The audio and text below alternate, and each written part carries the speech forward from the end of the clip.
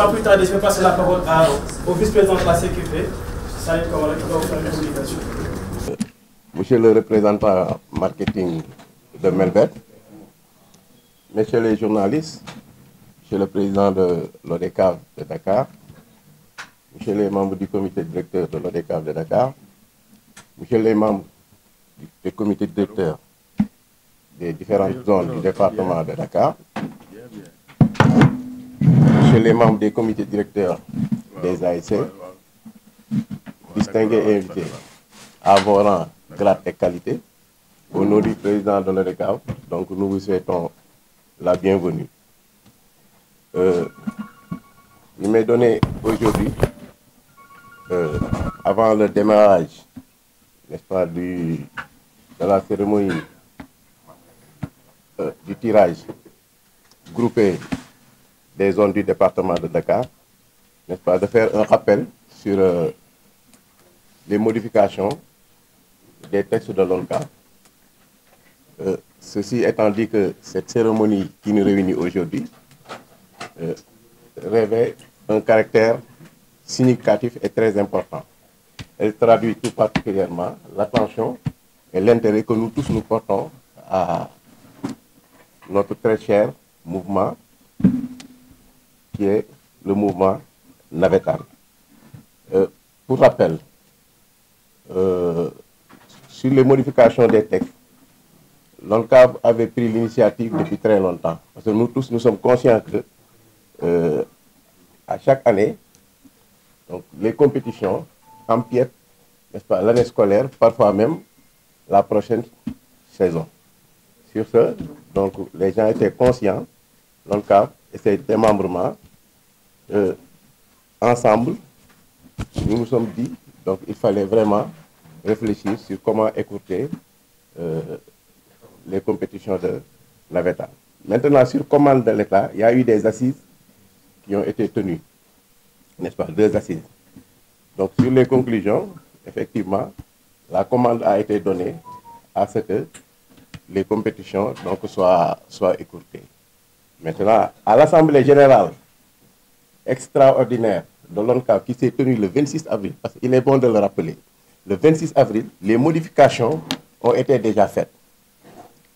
Maintenant, après les modifications, nous tous, je pense que nous avons reçu l'arrêté ministériel qui a écourté les compétitions de navétane, donc dans une fourchette du 15 juillet au 15 octobre.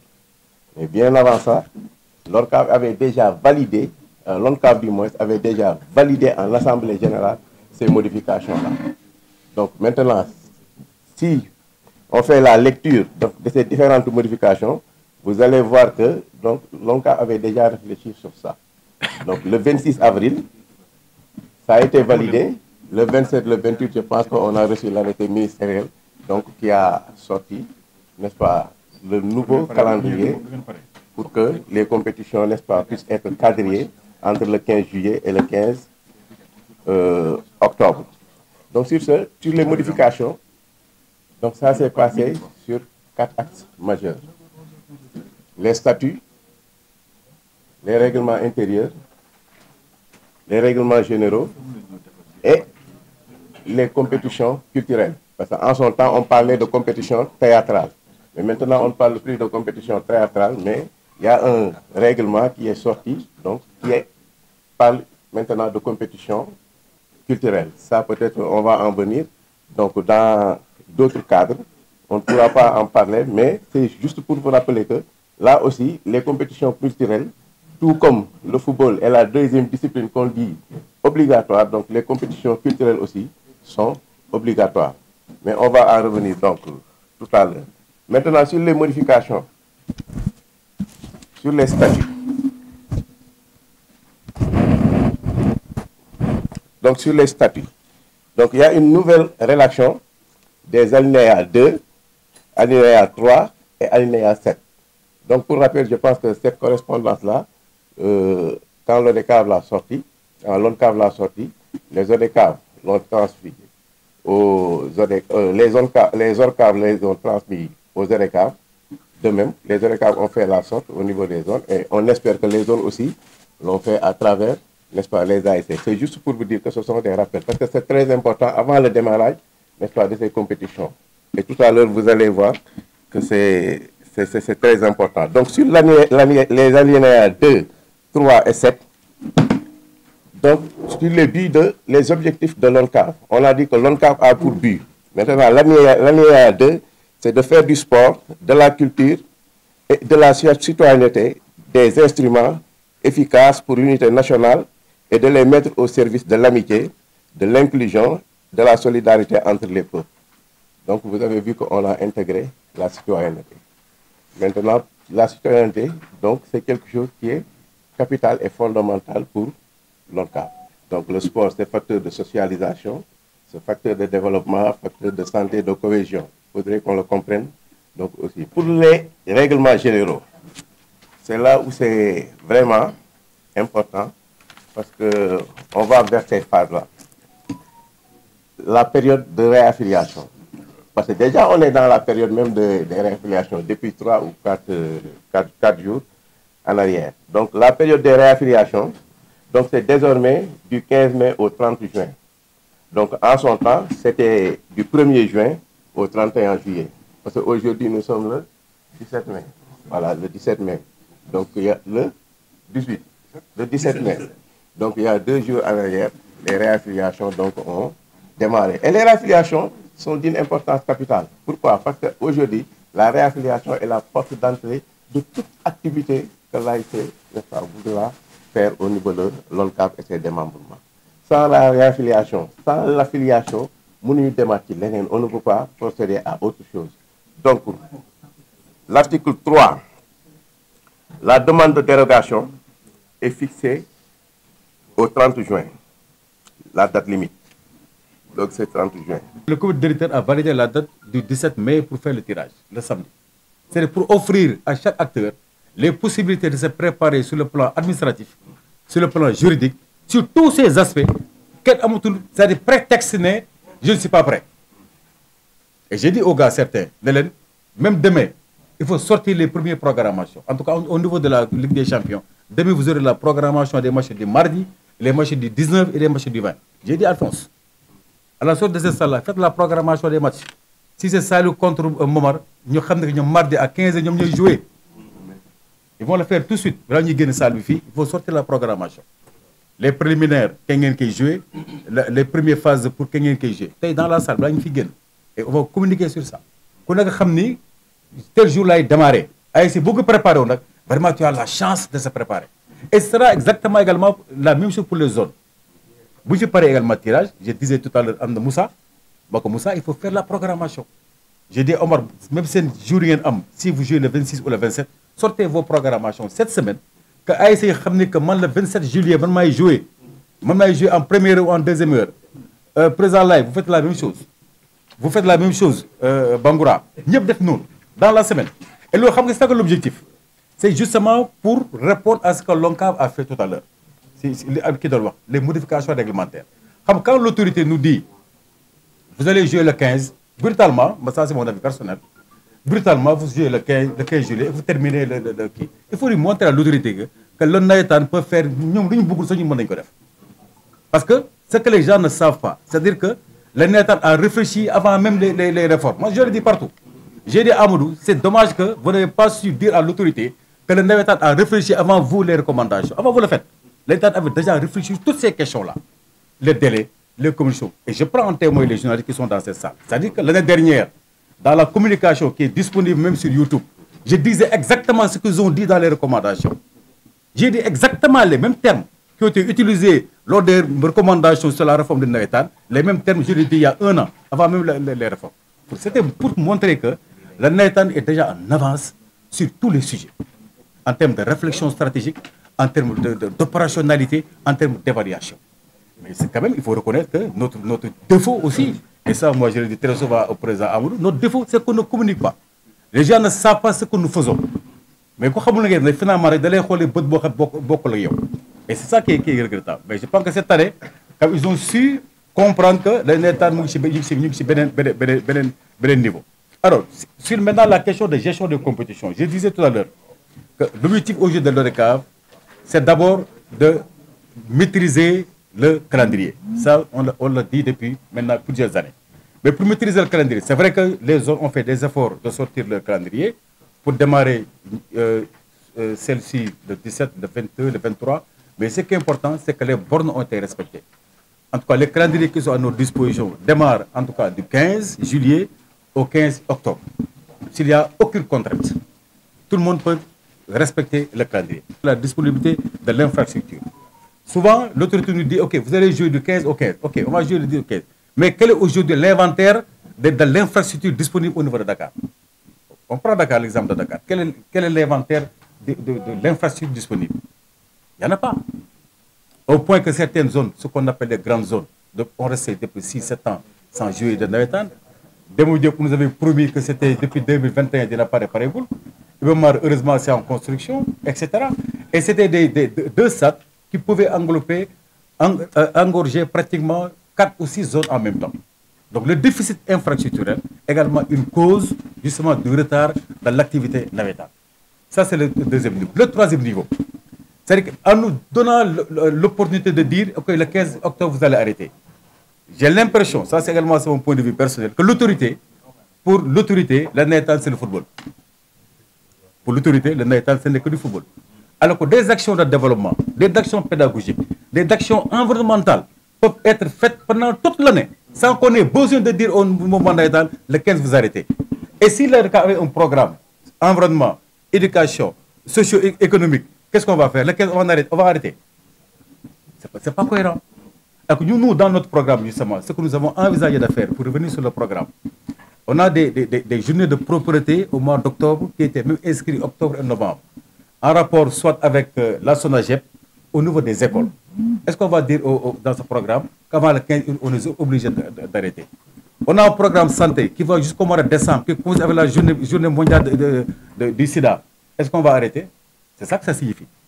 Que le 15, vous arrêtez vos activités, ça veut dire que tout simplement, vous ne pouvez absolument rien faire. Donc on circonscrit déjà dans l'imaginaire psychologique que le navétane, c'est du football. Donc le 15, vous arrêtez de faire du football. Non. Il fallait justement discuter avec l'ONCAV, discuter avec les partenaires pour dire quel est le meilleur délai, de manière consensuelle, qu'on puisse avoir le meilleur délai pour arrêter l'activité de l'État au 15 octobre. Les causes des violences dans le stade, vous le savez tous, c'est les khonyom. Il y a des samakan, Urofon, dem, etc. Comme ça se va, il y a des stades au Parcelles Assainies, nga daw ben ki xatara yu dem yek tak ay fil yo xamne am ben njariñ sotti ndox daw ci vestiaire sotti xorom etc. kenn do fi jaare ma rag la ngeen dourante etc. Ça c'est la première cause. Benen bi c'est des erreurs d'arbitrage qui sont inhérentes à l'activité du football partout dans le monde, que ce soit dans le Naïtan, que ce soit Barça Real, que ce soit Real Inter, il y a toujours des erreurs d'arbitrage qui font l'objet de commentaires après chaque match.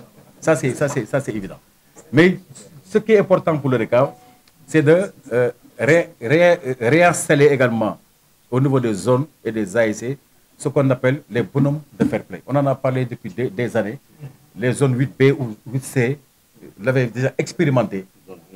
Et ils ont une zone 2, les bonhommes de fair play, qui doivent être une obligation pour toutes les zones. Que chaque ASC doit avoir au moins jusqu'à 15 à 20 bonhommes de fair play qui vont encadrer les supporters. Et les supporters, ce n'est rien d'autre que les groupes d'animation. Souvent, tout se passe autour des groupes d'animation.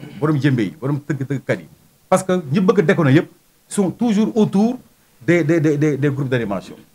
Mais quelqu'un qui vient de Unité 26 pour aller regarder PASSEF, il vient payer son billet, il à l'écart de tous ces jeunes-là, ça va marcher, mais c'est ces jeunes-là, les gars, ils vont top liganti, et ça, les zones ont la responsabilité de demander aux ASC d'avoir des bonhommes de fair play pour encadrer l'ensemble de ces jeunes-là autour des groupes d'animation au niveau des terrains. Benenbi, c'est également les sanctions qui sont prévues par l'ONCAV. Et à ce niveau, dans les dernières communications du président l'ONCAV, il a beaucoup insisté sur les sanctions. Et c'est également les CKRP, le président Salou, certainement fera une formation avec les présidents de CKRP des zones pour que justement que ces mesures-là prises du point de vue sanctions et lutte contre la violence soient résolument appliquées pour l'intérêt du mouvement. Nous allons préparer le festival culturel sous la direction du président Aziz Diagne de Ouakam, qui est en train de faire un excellent travail pour organiser un festival culturel au niveau du département de Dakar. Un festival des peuples de l'eau, qui va démarrer de Soumbédioune jusqu'à Ngor, Yoff, Ouakam, Yara, pour faire une compétition de régate, mais qui est associée à un thème de la lutte contre l'immigration irrégulière. Parce que Lolo, également, l'ODCAV a été convié il y a 2 mois au niveau de la gouvernance pour parler de ce thème. J'y étais. Vraiment, je suis rafetlu jotaay bi. Mais Lolo aussi, ce n'est pas démesuré. Hein? Venant d'abord de l'ODCAV de Dakar, d'abord, mais surtout que l'ODCAV de Dakar soit dirigé par Momar Lo. Parce qu'au début, on s'appelait ODCAV 1. Moom lañ tudde woon. 1 à travers sa densité, 1 au fait que nous sommes la capitale, 1 aussi et que je peux dire que s'il y a eu 10 présidents d'ONCAV, maintenant la moitié vient de Dakar. Donc se fondant sur tout cela, ce n'est pas démesuré que Dakar soit que Dakar soit l'avant-garde.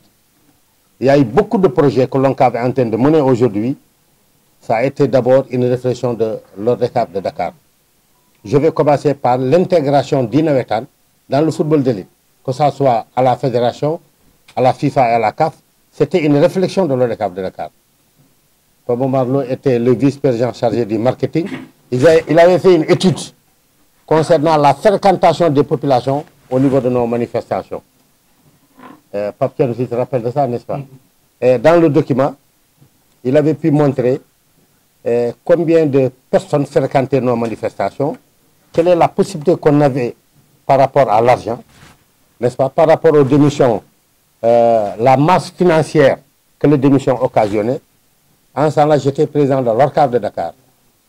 Alors, lorsque le document a été présenté au bureau de l'ODCAV de Dakar, j'ai dit non, ce document-là, avant de le sortir, nous allons d'abord saisir ODCAV, informer de cela. Bon, quoi. Alors, lorsqu'ils ont saisi l'ODCAV, ce document a été transformé en document régional que j'ai proposé au, comment ça s'appelle encore, à l'ONCAV, qui était dirigé par Matarba, ancien ministre des Sports. Et c'est ce document que nous avons proposé à l'État du Sénégal, à la FIFA, à la CAF et à la Fédération sénégalaise de football pour montrer qu'il n'y avait pas possibilité de faire un football dans ce pays sans y mettre le Nawetan, l'UASI et le Corpo. Il avait fait une étude sur le Nawetan. Mais nous, on a un peu extrapolé pour montrer les possibilités que le Nawetan a. La contribution du Nawetan par rapport à la vie du football local, le football de proximité, l'UASI pouvait le faire, le Corpo pouvait le faire. C'est ce qui a fait que l'ONCAV est 4e vice-président. C'est ce qui a fait que les ORCAV sont membres des ligues régionales. C'est ce qui a fait que les ORCAV aussi sont membres des districts. Alors donc, l'ODCAV de Dakar, c'est notre fierté. Momar Lo, c'est notre fierté. Tout le monde est en train de suivre ce qu'il est en train de faire au niveau de la Ligue Pro. Même s'il est là-bas au nom du Giraffe. Mais moi, je dis toujours, Momar Lo dit Nawetan. Le Giraffe aussi n'a qu'à dire Momar Lo dit Giraffe. Et il n'y a pas de problème. Donc, Monsieur le Président, je voudrais encore vous féliciter. N'est-ce pas? Et je vois encore qu'on est toujours en train d'aiguillonner des pistes pour avoir des partenaires. C'est important. N'est-ce pas? Il faut chercher des partenaires. Au-delà de la ville de Dakar, qui est un partenaire naturel et stratégique de l'ODCAV. Par rapport au tirage d'aujourd'hui, je pense que c'est ce qui a fait que le président a proposé cela. Ça doit booster le démarrage. Il faudrait qu'à partir d'aujourd'hui, qu'on sent qu'effectivement le Nawetan a démarré. Il y a 2 choses qui nous gangrènent. D'abord la violence. La violence, il faut qu'on redouble d'efforts pour cela. N'est-ce pas? Il faudrait... On ne peut pas continuer à arrêter les marchés parce qu'il y a quelqu'un qui a perdu, n'est-ce pas? Quelqu'un qui n'est pas d'accord. Non, aduna tukki. Dina am ku nangu, dina am ku bañ.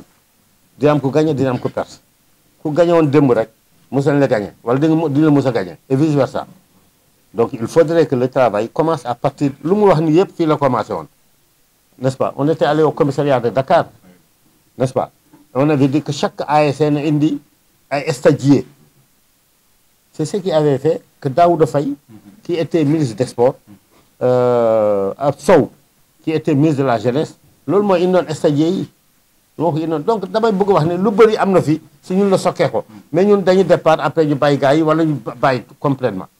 Il faudrait qu'on revoie tout cela, faire de manière donc que jàmm am. L'autre aspect, c'est les infrastructures. Là aussi, on est en train de travailler, n'est-ce pas? D'abord, man ak mom, mais man ak État, pour voir quelles sont les solutions par rapport au problème de Dakar.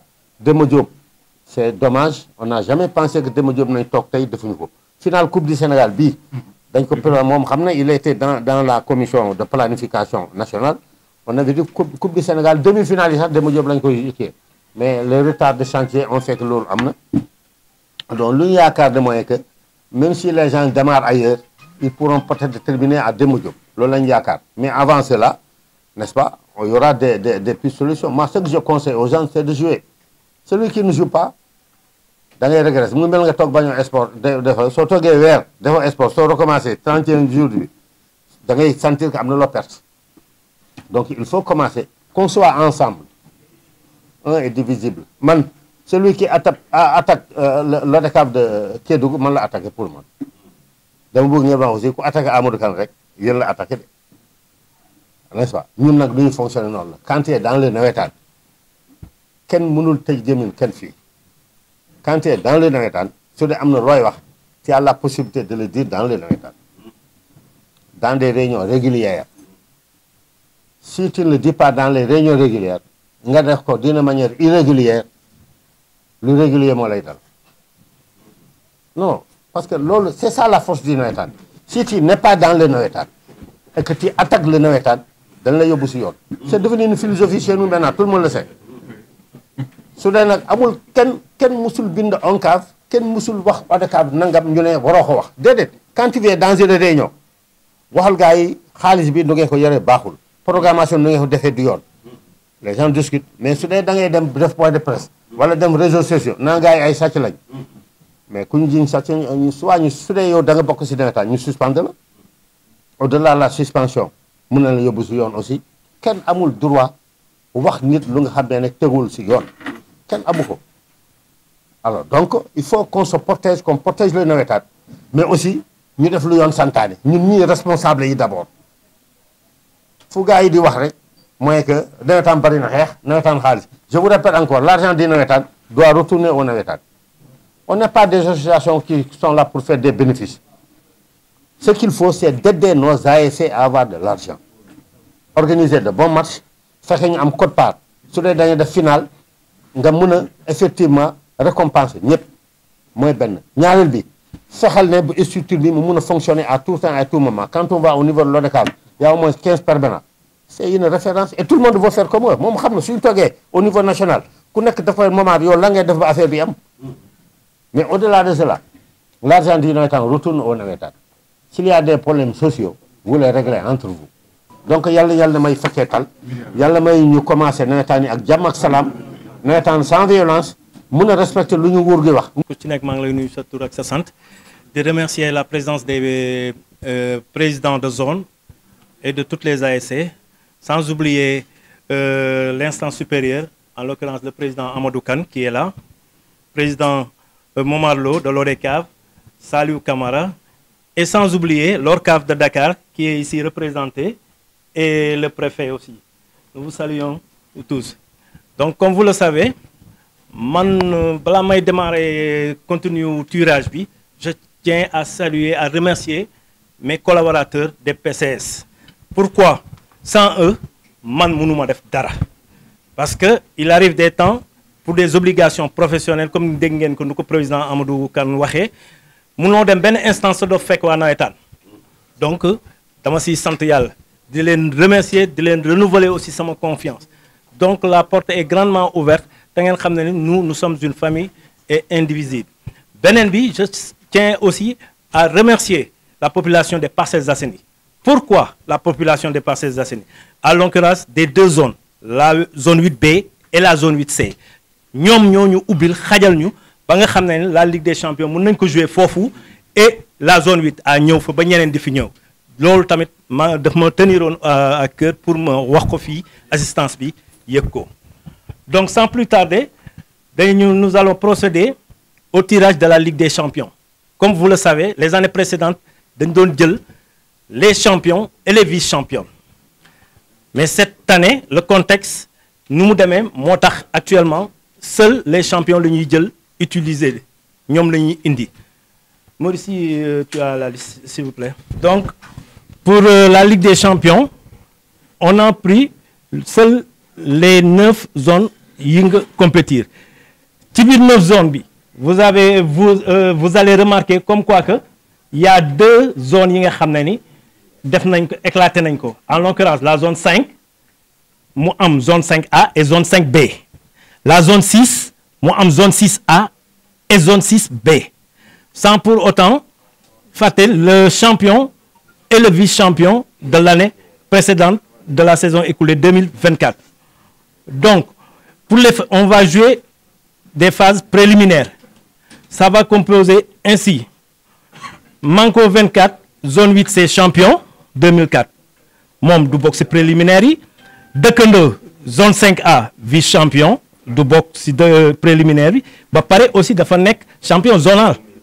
Donc, ça fait doublement.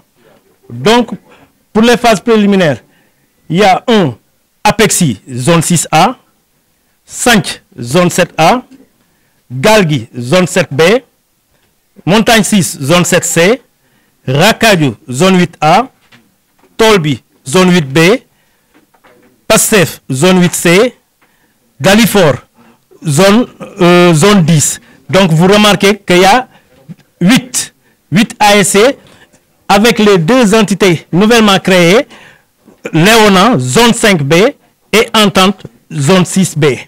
Donc, ce qui veut dire que nous avons football des préliminaires.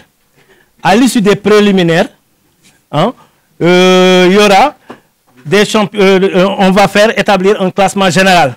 Un classement général qui va sortir les 6 équipes qui vont rejoindre Manko 24 et Dekendo, zone 5A. Manko 24 mooy nekk à la poule A que le nekk zone Dekendo nekk à la poule B loolu mooy phase préliminaire yi donc sans pour autant tarder je vais laisser aussi ma parole kenn du la jox lépp même bu ñu la jiitalee j'ai des collaborateurs il y a Maurice qui est là il y a comment dirais-je Jules Diatta qui est là il y a Ibrahima Sow et les autres qui sont là Maurice tu peux venir continuer la partie merci. di nuyu le président de l'ONCAV Amadou le président de l'ODCAV et le président de la SOCRP. Bon, après tirage au Ligue des Champions, il y aura les tirages des zones. Pour nous dire, après tirage Ligue des Champions, la zone 8A se prépare. Après 7A, après la zone 6B, après la zone 4A, après zone 7C, zone 5B, zone 6A, zone 5A, zone 7B, zone 10, zone 8B et la zone 8C. Tout à fait. Merci encore. Merci beaucoup, monsieur. Merci. Donc, la zone 10. Voilà. Donc, la zone 10 de Dalifort est composée de 10 ASC répartis en 2 poules de 10, 2 poules de 50%. Donc, dans la poule A, on retrouve ASC Dalifort, Bel-Air, Anton, Général Foncière, ASC Dissou. Et dans la poule B, ASC Manko, Darussalam, Cité, Djantibit, tout ça. La presse, prenez les secondes. Waaw, ñoo ngi taxaw ak ku ñu naan Moussa Ndir nekk délégué Cité ASC Cité en même temps mu nekk membre zone 10 nekk membre tamit ODCAV bokk commission sport wax dëgg yàlla def tey ñu ñëw fii def tirage Ligue des champions départemental ak tirage des zones tey noo gisee tirage bi rek lan nga ñu ci mën a wax.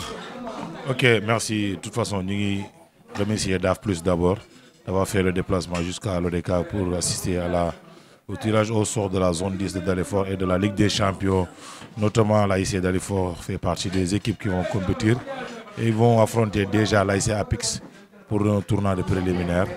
Après ça, on a fait le tirage au sort des 2 poules de Dalifort, de la zone 10 de Dalifort, et que de très grands affiches s'annoncent, des derbys, bon, sur le plan positif aussi, des derbys, mais des derbys sur le plan positif. Parce que des équipes proches vont s'affronter, ils vont partager le même pool. Et des équipes avec qui une ou l'autre l'avait éliminé en cours de saison l'année passée. Donc je ne sais pas, je vais dire ça, des derbys. Okay. Est-ce que vous pouvez nous expliquer ban modèle de tirage que vous avez fait Ligue des champions départementale? Parce que nous avons da ngeen jël ASC Manko 24 bi nga xamante ne moom mooy champion ak ASC Dekendo bi nga xamante ne mooy vice champion ngeen génnee leen ba pare ASC yi ci des ngeen def benn tour préliminaire waaw est-ce que mën nga expliquer suñu mbokk internautes rek ñu gën a comprendre. d'accord ok su fekkee li tax ñu def loolu ci tirage Ligue des champions déjà zone yu bëri dañ leen defaraat le département de Dakar a 19 zones donc équipe yi dañoo yokk deuxièmement équipe yi xamante ne dañ doon nekk les vice champions ñu leen daan andi ci Ligue des champions pour cette année-ci nag seuls les vainqueurs ñoo ñëw plus les 2 zones yu bees yi donc raison pour laquelle on a 2 équipes yoo xam ne dañ ci tool ñu ne kon dañuy def ay préliminaires en plus date bi dafa gàtt ren dégg ngeen le ministre wax na ko le président de l'ODCAV wax na ko léegi compétition bi 2 mois lay nekk donc raison pour laquelle ñu ne dañuy gàttal compétition bi donc tout préliminaire la ñuy def 12 équipes yi njëkk a football 6 lañ ci soxla donc dóor mu toog lay doon Dalifort dafay jouer à Apix ku gagné day dem rejoindre le chapeau 1 wala le chapeau 2 ñooñu nag ñooy def les 2 poules ñu daal di def li nga xamante ne mooy le championnat je pense que. waaw suñu paree ñu am tirage zone 10 ñu gis ne poule B bi dafa nekk poule de la mort lan nga ñu ci mën a wax quoi. waaw waay poule B bi dafa nekk poule de la mort parce que dafa am 4 équipes yu mag yu ci nekk te y a 2 places disponibles donc comme ni ma ko waxee woon sànq rek nawetaan bi temps bi dafa gàtt daaw defoon nañ ba jouer quart de finale mais cette année ci on va aller en demi-finale direct selon les orientations de l'ODCAV donc. Il y a 4 grandes équipes. Il y a l'ASC Cité, il y a l'ASC Thiossane demi-finaliste, il y a l'ASC Manko 4 finaliste sortante. Donc ñu nekk ay équipe yu mag ak ASC Daaru Salaam bi nga xamante ne moom Manko 4 ñoo dëkk. waaw ki nekk suñu wet nii moom kenn dootu ko présenté ci commune Dalifort mooy le grand président le président Omar Bangoura nekk président zone 10 en même temps mu nekk président commission environnement fii nii au niveau de l'ODCAV de Dakar yàlla def tey ñuy def ODCAV di def tirage Ligue des champions départemental ak tirage des zones tey sa zone tamit ñu tiré ko wax ñu bëggoon xam rek noo gisee tirage bi. waaw salaamaaleykum maa ngi nuyu askanu Dalifort yëpp à travers yéen tey si seen télé bi di wax ne leen ñu ngi leen di ziar di leen jox seen wàccuwaay di wax ne leen waaw tey comme li ñu fi ni woon rek nga xam ne ni mun naa la ne. képp monde sportif commune Dalifort bi yëpp xam nañ ne la zone 10 tey ñu ngi préparé woon tirage zone ODCAV Dakar yi tey ñëw nañu ñu ngi nii au siège de ODCAV de Dakar def nañ tirage bi presque tey commencé na daw si commune Dalifort bi nëpp gis nañ tirage yi depuis délégué yi am nañ ko président AIC yi am nañ ko mu ngi daw si statut yi mu ngi daw si communication à travers vous si ñëpp commune Dalifort xam nañ ne kon nawetaan débuté na officiellement. di wax na leen rek par rapport ak tey comme tey état bi nu mu tënkee yëf yi nga xam ne ni léegi nawetaan bi ren génnee nañ lettre circulaire boo xam ne ni dañ ko tënk di 15 juillet jëm si 15 octobre si 3 mois yooyu noonu ñu war a commencer ma mun la jox à travers yow tey si sa télé di leen wax ne leen DAF plus di xamal ne ni zone 10 de Dalifort day démarrer officiellement le 26 le 27 juillet.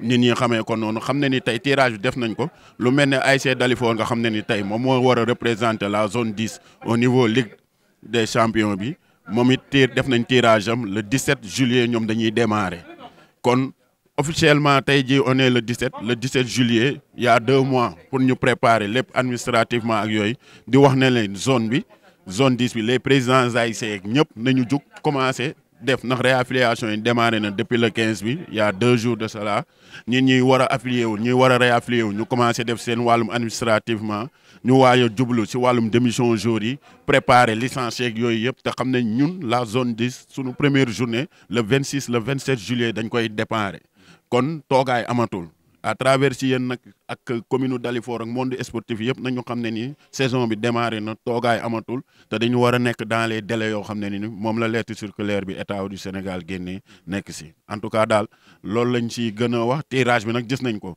gis nañ ne poule yi équilibré na match yi choc match yi neex dinañ si ndax zone 10 nag wax fa dëgg yàlla amatul match bu ndaw match yi nuñ ko tënkee nii nuñ gisee poule yi da ngay xam ne ni match yi yëpp presque final lay doon ba pare ren dañuy ñëwaat beneen innovation boo xam ne ni par rapport ak pour respecter délai yi maanaam match de poule yi buñ ko joué demi-finale direct lañ ko prévoir pour def ko te xam naa ne ci diggante bi dinañ woote comité directeur avec la commission sport ak gars yi yëpp ñu toog ñu gën a waxtaan tamit finalité bi nan lañ koy doxalee nan lañ koy dérouler nan la ñuy defaatee parce que nit ñi ñu ngi ñuy xaar par rapport ak daaw fu ñu yóbboon baar bi. waaw ci wàllu sécurité bi.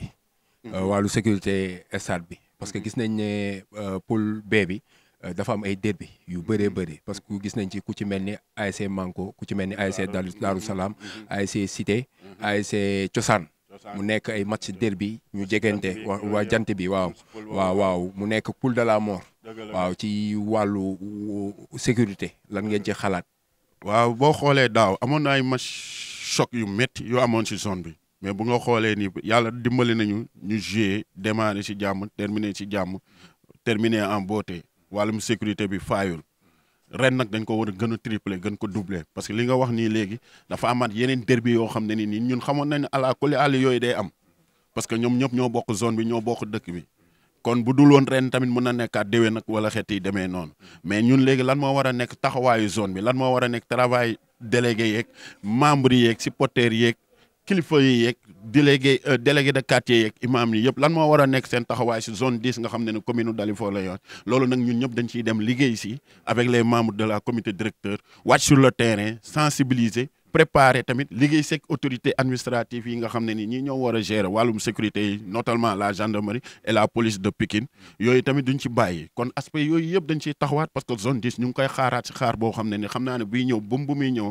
il faut que yooyu aspect sécuritaire yooyu accompagner ko. ci loolu ci wàllu innovation parce que gis nañ ne daaw sa match d'ouverture Dalifort jant bi dafa nekk loo xamante ne comme final ci ren est-ce que mën nañ xaar lu mel noonu wala lu ko jéggi boobu. lu ko gën a garaaw dina am ren. parce que gëm nañ ne par rapport ak comme li ñu ko gisee fii ak sponsor yi ñu fi gis mi Maxibel buñ fi Melbeek buñ fi fekk nga xam ne ni day accompagner la ODCAV de Dakar si ligue bi ak yenn zones yi yàlla dogal la zone 10 mën naa leen ko fi wax tey à travers yéen tamit si DAF plus ne bokk nañ si zone yu mu choisir yoo xam ne ni war nañ leen couvrir wala xeet yi demee noonu kon dalay leer na ne ni game bi day gën a yokk kon mu leer na la ne ren dinañ amaat démarrage yu extraordinaire te xam ne ni bu ñu demee toog comité directeur innovation yi ñuy waaj yoo xam ne ay surprise la yooyu yëpp dinañ ko tënk foofu noonu innovaat yeneen bagage yoo xam ne ni amaana daaw gars yi gisoon nañ level bi mais dinañ gisaat level bu gën a garaaw boobu te xam ne ni zone 10 mu ngi waajal boppam te duñu nelaw. waaw ci loolu gis nañ ne ren Ligue des champions yi au lieu de champion ak vice champion champion bi rek lañ jël Dalifort bokk ci sa zone. Zone 10 nekk champion zonal muy représenté commune Dalifort nan ngeen koy waajalee ak nan ngeen koy accompagner ba mu mën a atteindre objectif am moom mooy remporter trophée bi. da ngay naan naka la ko commune bi di ko waajalee parce que tey yàlla dañ natoo Dalifort moo war a ñëw dem représenter la commune bu nga xoolee daaw équipe champion ak vice champion bi yëpp a doon dem ren jii tamit loolu lañ prévoir oon mais à la dernière minute comme dañu restreindre nawetaan bi si 3 mois ak yooyu date amul te temps amul. moo tax dañu mujj basé wu si champion yi rek mais nag ñun dinañ wan ne ni yeneen ñu ñuy dem fekk ji ne ñun am na ñu ñuy représenté la commune zone 10 ñu ngi ñëw ndaxte bii pas à travers dañ koy jëlee si maire bi jëlee ko si commune bi jëlee ko si autorités yi yëpp ñun ñëpp dinañ boole suñu force autour de l'ASC Dalifort mu dem représenté ñu dignement avec les maigres de bord lu ñu am ak lu ñu amul yëpp dinañ ko si def nekk benn nit mi yéen mi keneen ak keneen ak keneen pour dooleel Dalifort